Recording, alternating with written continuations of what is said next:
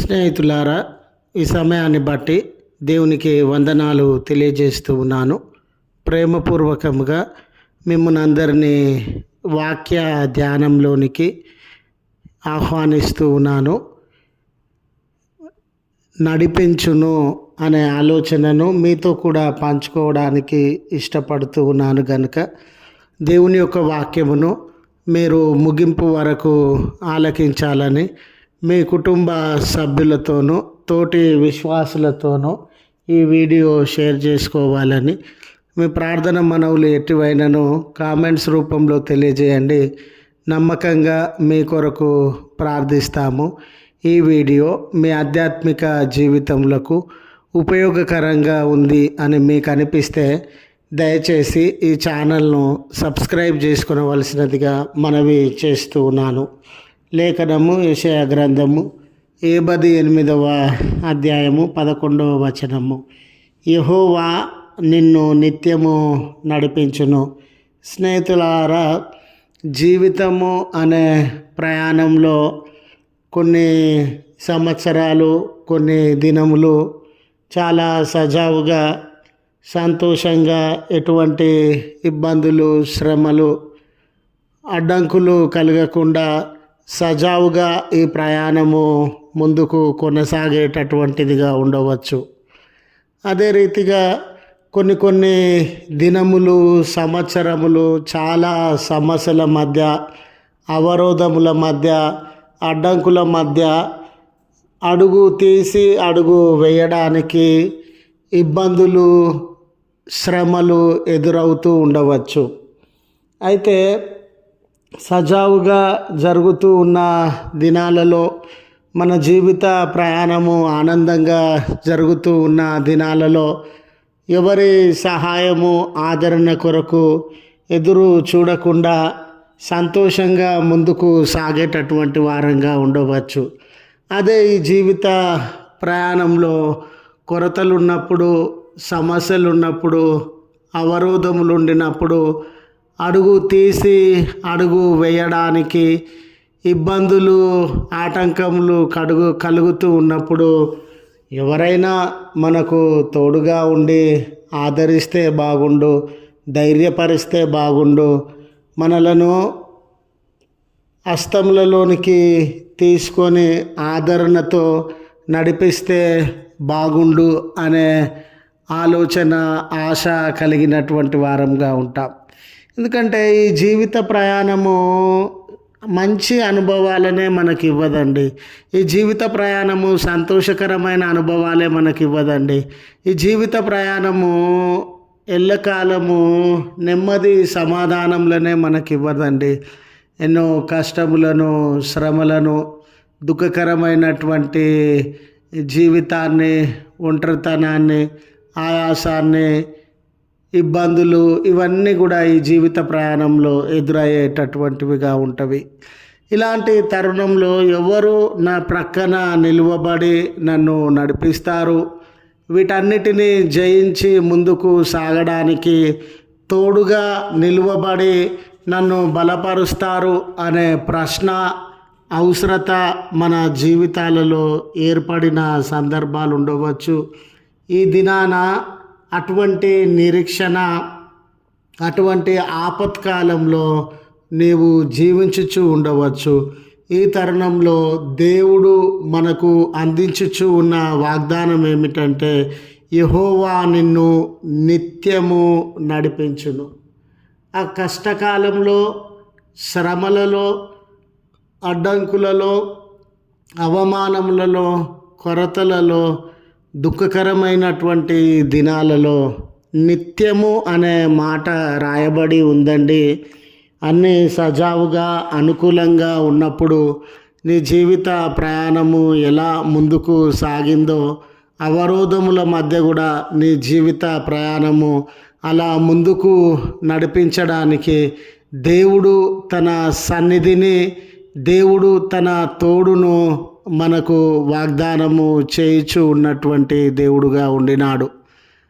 మనము గమనించినప్పుడు ఇశ్రాయేలు జనాంగము జీవితంలో వారు ఐగుప్తు చెరలో నుండి కానాను దేశమునకు బయలుదేరిన సందర్భంలో దారి పొడవునా వారు సంతోషించిన దినముల కంటే, ఆనందించిన దినముల కంటే, సమృద్ధితో నెమ్మదిని అనుభవించిన దినముల కంటే కష్టము కలిగిన దినములు, కొరత కలిగిన దినములు, శత్రువులు దాడులు చేసినటువంటి దినములు, ఆకలి దప్పికలు కలిగిన దినములు, సముద్రములను నదులను దాటాల్సినటువంటి దినములు, కోటలు బలమైన కోటలను ఎదిరించాల్సినటువంటి దినములు, వారి ప్రయాణంలో ఎన్నో వారు ఎదుర్కొనవలసి ఉండింది.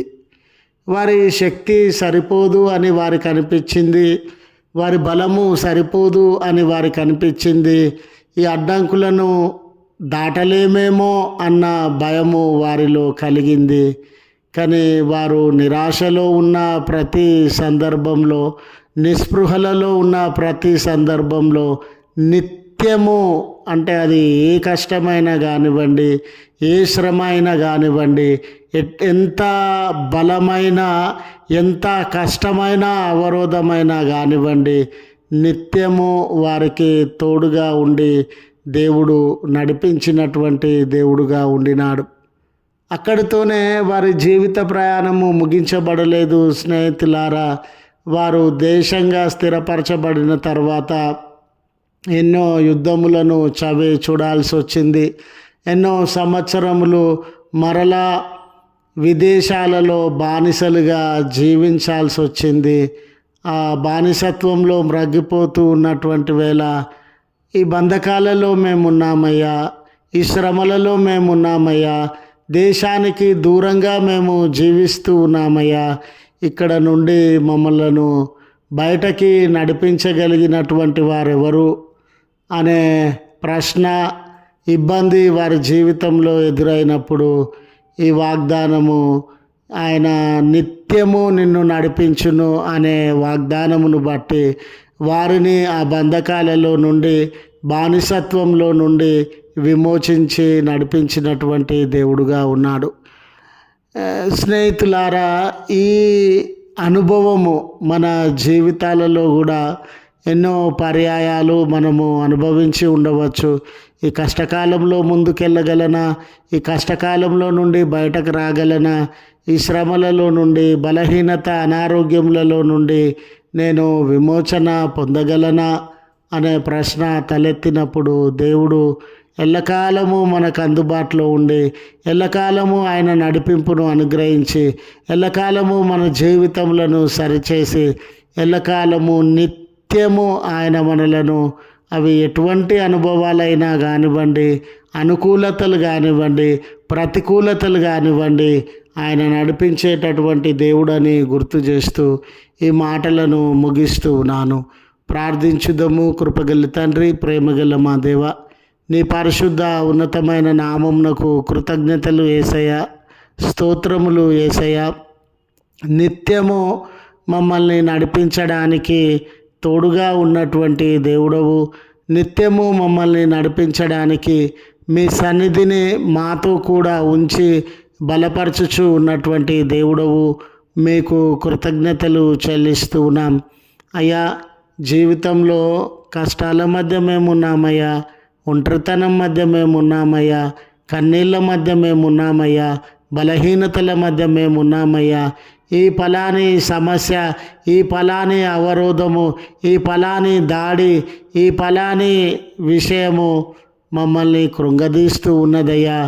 అడుగు తీసి అడుగు వేయలేని స్థితులలో ఉన్నామయ్యా అని ఏ కుమారుడు, ఏ కుమార్తె, ఏ కుటుంబము యేసయ్యా ఈ ప్రార్థనలో ఏకీభవించుచు ఉన్నారో, మీ వాగ్దానమయ్యా నిత్యము నడిపిస్తానని, ఆ కష్టకాలమందు వారిని నడిపించి విజయంలోనికి వారిని చేర్చుమని, గమ్యము చేరుకోవడానికి కృప చూపుమని, ఎటువంటి అవరోధములైనా మీ కృప వారి జీవితాలలో విస్తరింపజేయమని దయగలిగిన తండ్రి, మరి ఈ దినము ఏ ఏ కార్యములను నీ ప్రియబిడ్డలు ప్రారంభించి ముందుకు సాగనై ఉన్నారో, ప్రయాణంలలో ఉన్నారో, మీ భద్రతను సహాయాన్ని అనుగ్రహించండి.